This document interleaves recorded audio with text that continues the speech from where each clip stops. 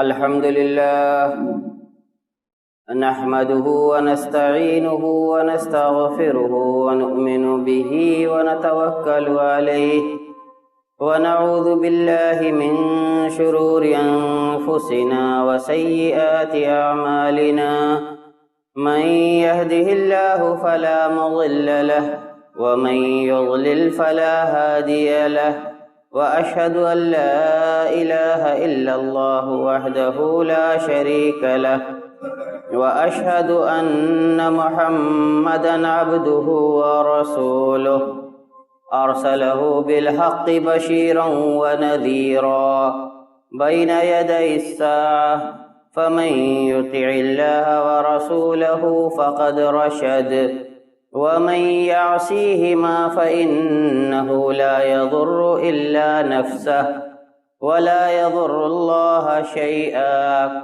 أما بعد فإن خير الحديث كتاب الله وخير الهدي هدي محمد صلى الله عليه وسلم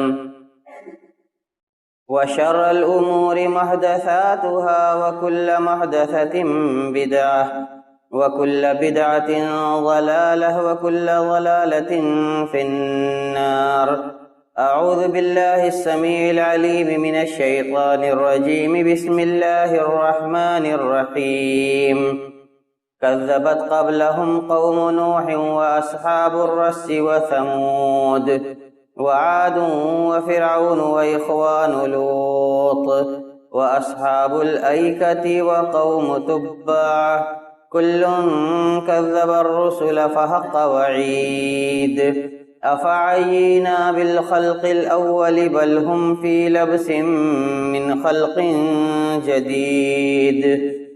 ولقد خلقنا الإنسان ونعلم ما توسوس به نفسه ونحن أقرب إليه من حبل الوريد إذ يتلقى المتلقيان عن اليمين وعن الشمال قعيد ما يلفظ من قول إلا لديه رقيب عتيد. وقال جل شأنه: يا أيها الذين آمنوا إذا قمتم إلى الصلاة فاغسلوا وجوهكم وأيديكم إلى المرافق وامسحوا برؤوسكم وأرجلكم إلى الكعبين وإن كنتم جنبا فاطهروا وإن كنتم مرضى أو على سفر أو جاء أحد منكم من الغائط أو لامستم النساء فلم تجدوا ماء فتيمموا صعيدا طيبا ما يريد الله ليجعل عليكم من حرج ولكن يريد ليطهركم وليتم نعمته عليكم لعلكم تشكرون.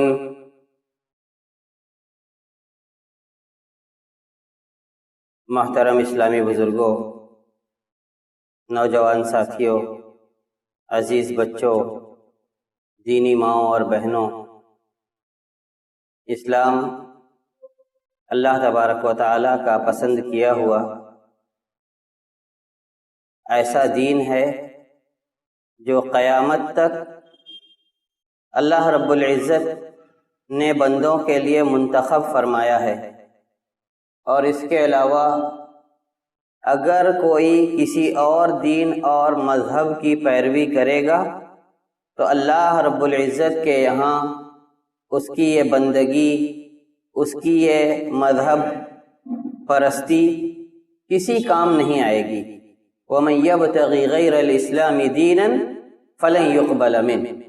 اسلام کو چھوڑ کر جو کوئی بھی کسی اور دین کو چاہے گا اس سے اللہ تبارک تعالیٰ وہ دین قبول نہیں فرمائے گا، اور آخرت کے دن اس کو سراسر گھاٹا اور نقصان میں رہنا پڑے گا. اسلام کو جب اللہ تبارک تعالیٰ نے اپنے بندوں کے لیے محبوب اور پسندیدہ مذہب اور اپنا منتخب کردہ مذہب بنایا تو اس میں انسانی ضرورت کی، اس کے اندر انسانی ضرورت کی تمام باتوں کا خیال کیا گیا ہے۔ صحت کی حفاظت کیسے ہو، ایمان کی حفاظت کیسے ہو، دنیا کے شر و فتن سے کیسے بچا جائے، اخروی کامیابی کیسے حاصل ہو، آپس کے رشتے کیسے بحال رہیں، امن اور سلامتی کیسے قائم رہے، پریشانیوں، وباؤں اور بیماریوں سے کیسے بچا جائے۔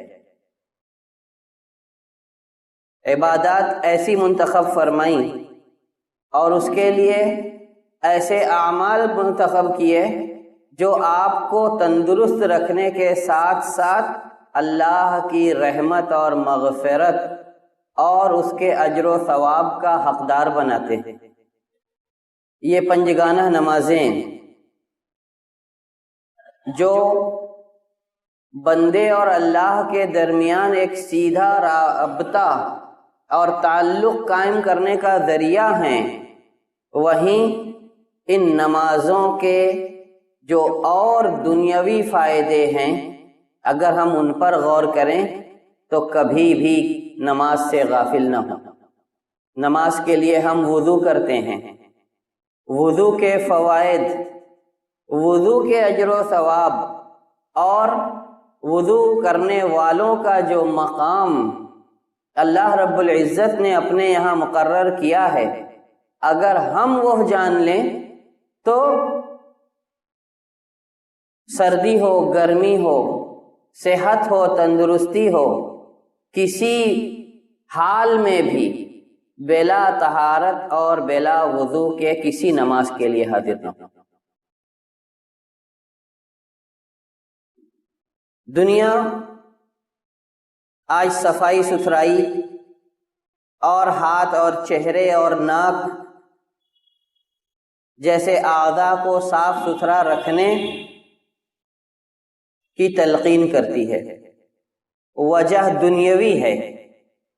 ذرا غور کیجیے اللہ کی رحمت پر، اللہ کے انعام پر اور اسلام جیسی عظیم نعمت پر دل سے، زبان سے، اعضاء اور جوارح سے اللہ کا شکر ادا کیجیے۔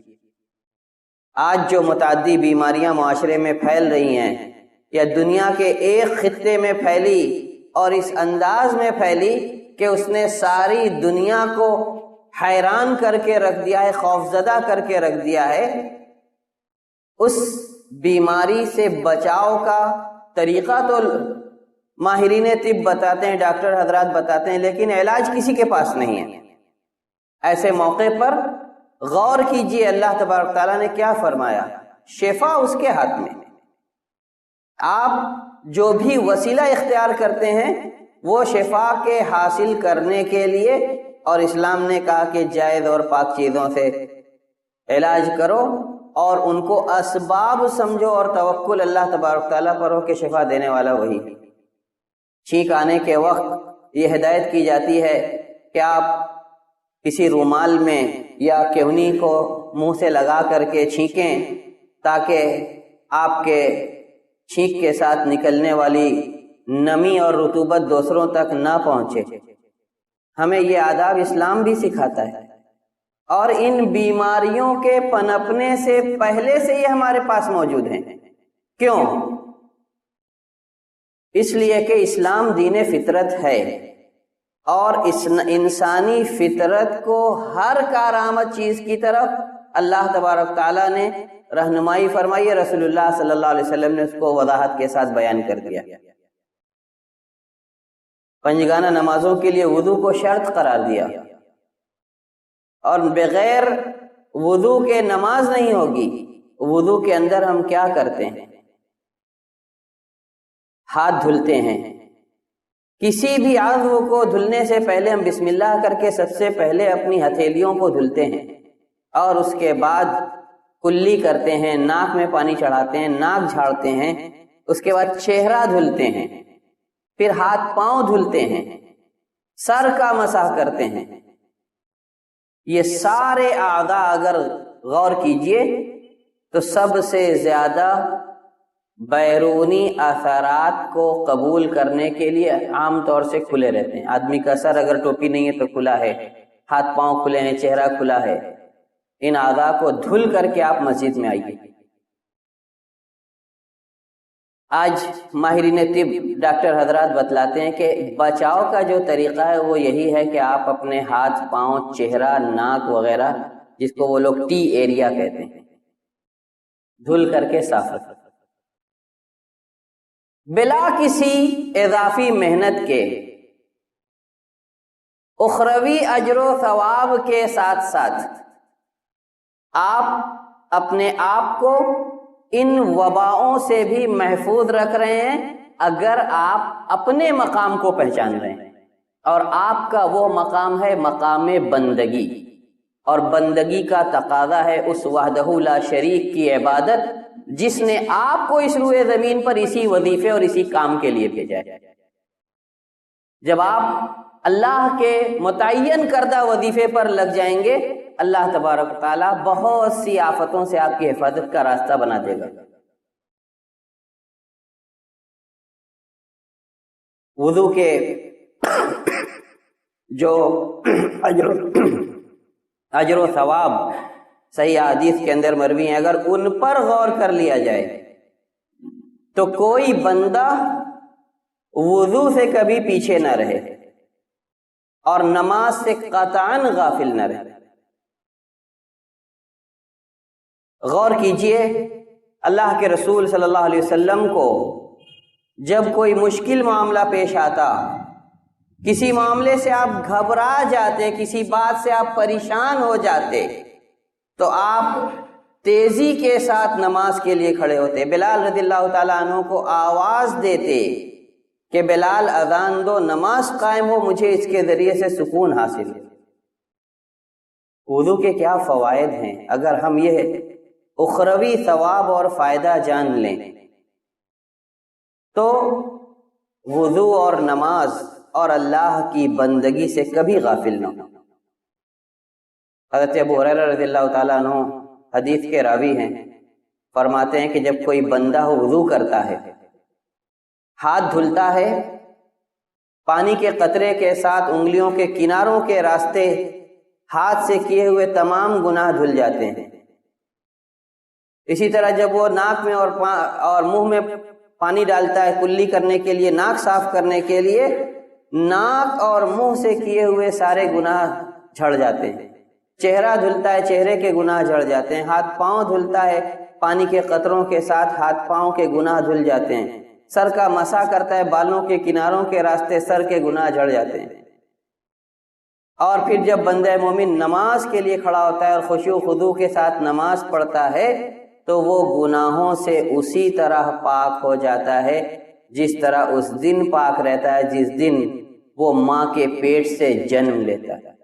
پیدائش کے وقت جس طرح اس کا کوئی گناہ نہیں ہوتا، ویسے ہی وہ گناہوں سے پاک ہو جاتا ہے. یہ صرف وضو اور نماز کے فوائد ہیں. اس کے علاوہ نماز جو دین کا سب سے بنیادی رکن ہے، اس پر تھوڑا خطبے کے آگے چل کر کے بات ہو. وضو کے فوائد پر کچھ اور باتیں سنیے. حضرت ابو ہریرہ رضی اللہ تعالیٰ عنہ ہی راوی ہیں، کہتے ہیں کہ اللہ کے رسول صلی اللہ علیہ وسلم نے فرمایا جب تم میں سے کوئی وضو کرتا ہے اور وضو سے فارغ ہو کر اشہد ان لا الہ الا اللہ و اشہد ان محمد رسول اللہ پڑھتا ہے، معمولی سی دعا، اور آپ کا یہ وضو جیسا آسان سا عمل اللہ تبارک تعالیٰ کے اجر و ثواب پر کبھی نگاہ گئی ہے؟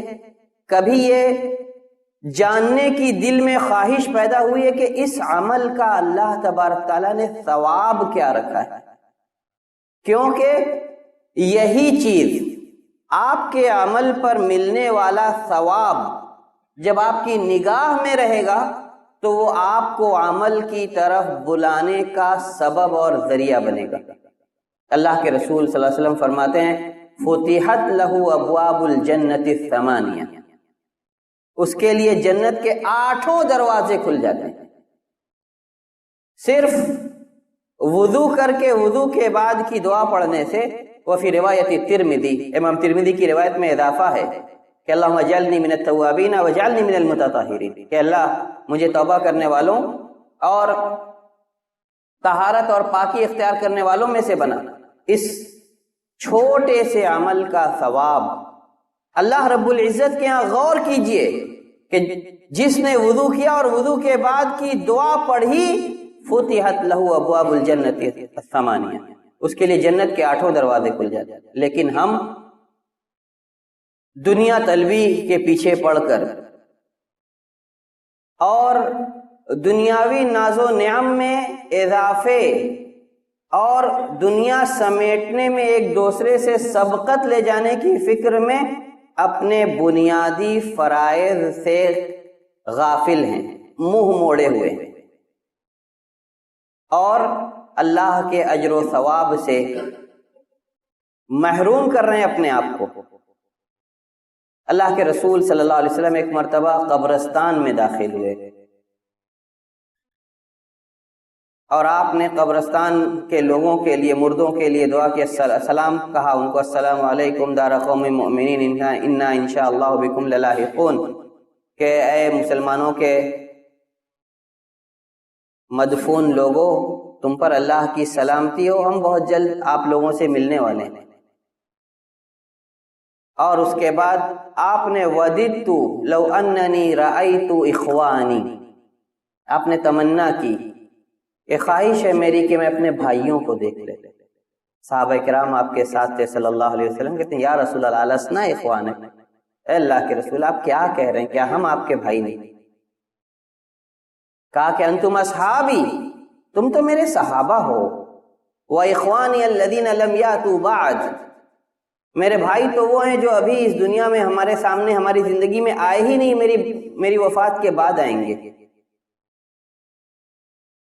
صحابہ کرام نے سوال کیا آپ ان کو کیسے پہچانیں گے؟ قیامت کے دن جب آپ حوض پر کھڑے ہوں گے، اپنے بعد کی امت کو کیسے پہچانیں گے؟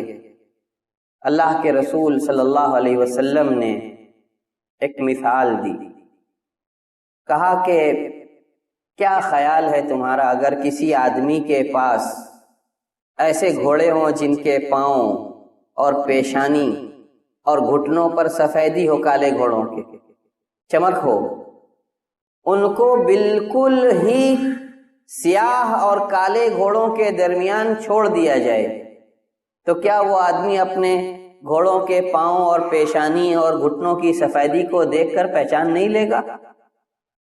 صحابہ کرام نے کہا بالکل پہچان لے گا۔ کہا ایسے ہی میری امت کے لوگ جب قیامت کے دن آئیں گے تو اعضائے وضو کے اثرات کی وجہ سے چمک رہے ہوں، اور میں اپنی امت کے لوگوں کو انہی وضو کے اعضاء کی چمک سے پہچانوں گا۔ غور کیجئے، ہم نے نماز چھوڑی، ہم نے وضو چھوڑا، ہم نے مومن کا زیور اتار کر کے پھینک دیا، اپنا شناختی کارڈ نکال کر کے پھینک دیا۔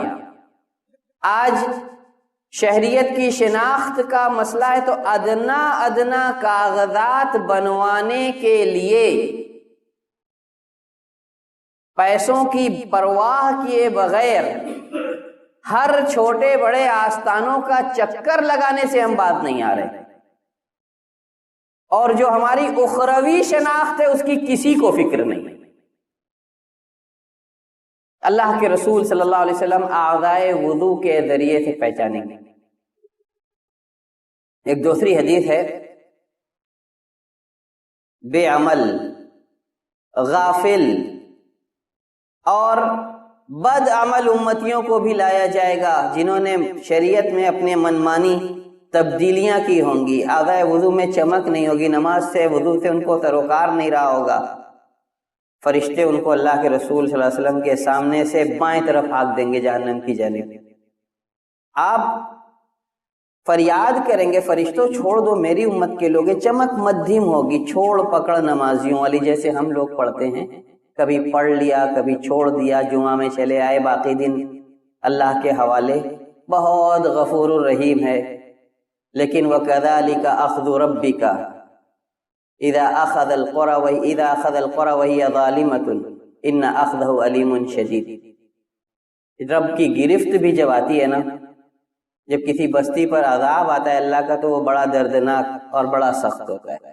اس عذاب سے بچانے کا جو راستہ ہے وہ یہی ہے کہ اللہ کی بندگی پر قائم رہیے، اور نماز اور یہ اسلام کے شاعر کی پابندی یہ بہت سے آنے والی مصائب کو ٹالنے کا ذریعہ بنے، کیونکہ جب آپ اللہ کے ہو جائیں گے اللہ آپ کا ہو جائے گا، آپ کے اعمال خود بخود سنور جائیں گے۔ ان کو فرشتے بائیں جانب ہانک دیں گے، اللہ کے رسول صلی اللہ علیہ وسلم کہیں گے امتی امتی، میری امت کے لوگ ہیں، چھوڑ دو، آنے دو۔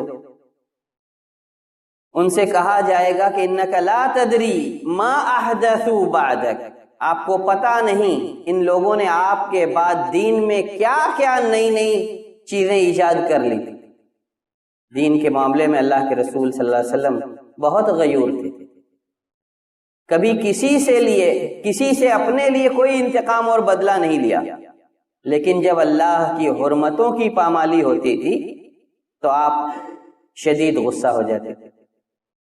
اس وقت آپ بھی کہیں گے کہ سحقن سحقن لمن غیر بعد، دوری ہو ان تمام لوگوں کے لیے جنہوں نے ہمارے بعد ہماری شریعت اور ہمارے دین میں تبدیلی کر دی۔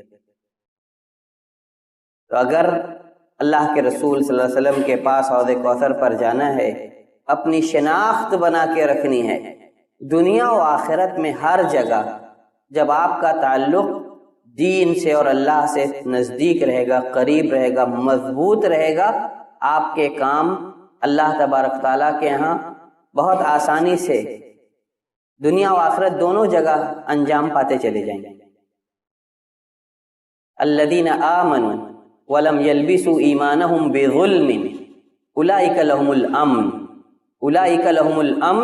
وہم مہتدون، جو لوگ ایمان لائے اور اپنے ایمان میں ظلم کی ملاوٹ نہیں کی،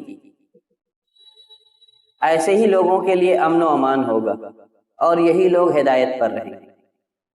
غور کیجئے، اللہ تبارک تعالیٰ نے امن کا وعدہ کیا، خوف کے بدلے امن حاصل ہوگا ایسے لوگوں کو جو ایمان لا کر ایمان پر ثابت قدم رہیں گے اور ظلم نہیں کریں گے۔ اپنے نفس پر ظلم یہ ہے کہ اپنے آپ کو اللہ کی بندگی سے دور کر لیا جائے۔ ابو نجیح عمرو بن عبسہ رضی اللہ تعالی عنہ بیان کرتے ہیں اپنے بڑھاپے میں کہ میں اسلام لانے سے پہلے زمانہ جاہلیت میں بھی سوچا کرتا تھا کہ لوگ برائی پر ہیں اور لوگ گمراہی پر ہیں، حق پر نہیں ہیں، اور میں خبروں کو ادھر ادھر سے لیا کرتا تھا، لوگوں سے معلوم کیا کرتا تھا، یہاں تک کہ میں نے محمد صلی اللہ علیہ وسلم کے بارے میں سنا تو کہا کہ اپنی قوم سے سواری پر بیٹھ کر میں مکہ آیا، اور مکہ آ کر کے میں نے اللہ کے رسول صلی اللہ علیہ وسلم سے ملاقات کی۔ لمبی حدیث ہے۔ ملاقات کے بعد پہلا سوال تھا ما انتا، من انتا نہیں، ما انتا، آپ کون ہیں نہیں، آپ کیا ہیں۔ غور کیجئے کتنا سٹیک اور باریک سوال ہے۔ بڑی خبریں آپ کی چاروں طرف پھیل رہی ہیں، اب مکہ والوں کو ایک نئے دین کی دعوت آپ نے دینی شروع کی ہے، آپ کا چرچا ہو رہا ہے، آپ ہیں کیا، حیثیت واضح کیجئے۔ قال انا نبی، قال بما ارسلت، آپ نے فرمایا کہ میں نبی ہوں۔ کہا کہ کس چیز کے ساتھ آپ کو مبعوث کیا گیا ہے؟ کہا کہ بعثت بصلۃ الارحام وکسر الاوثان وَأَلَّا يُعْبَدَ إِلَّا اللَّهُ وَحْدَهُ لَا شَرِيكَ لَهُ وَلَا يُشْرَكَ بِهِ أَحَدًا، کہ مجھے رشتہ داریوں کو جوڑنے، بتوں کو توڑ دینے اور اللہ کی وحدانیت کے اقرار اور اس سے شرک سے باز رہنے اور رک جانے کی دعوت لے کر کے بھیجا گیا ہے۔ پوچھا کون ہے آپ کے ساتھ؟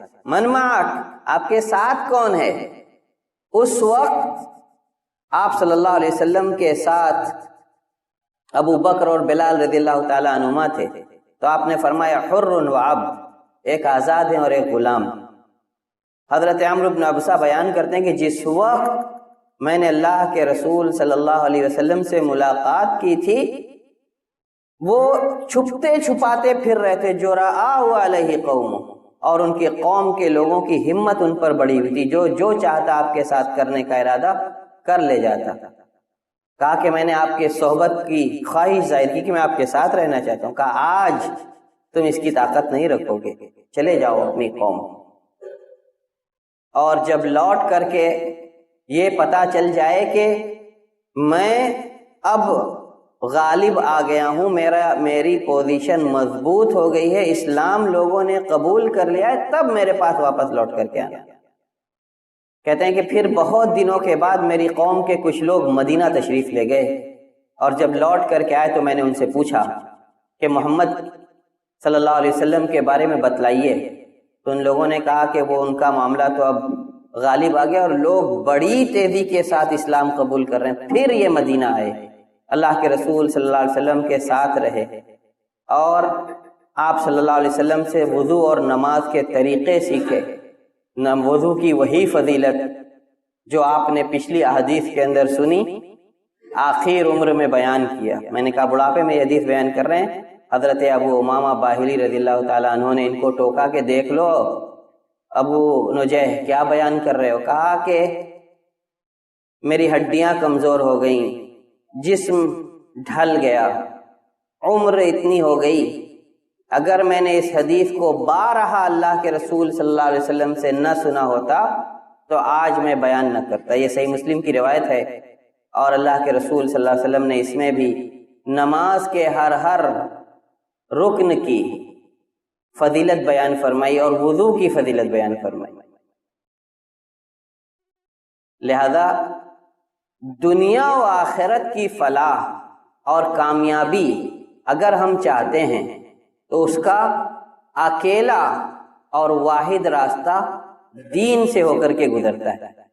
اگر ہم نے اپنے دین کو سمجھ لیا، دین پر قائم ہو گئے اور حقوق کو جان لیا، اللہ اور بندوں کے حق کی ادائیگی میں پختہ ہو گئے، تو جو بھی آزمائشیں اور جو بھی تکلیفیں، جو بھی شر و فتن، وبائیں اور امراض ہمارے سامنے آئیں گے، اللہ تبارک تعالیٰ ان سب کو ہم سے دور کرنے کے لیے کافی ہوگا۔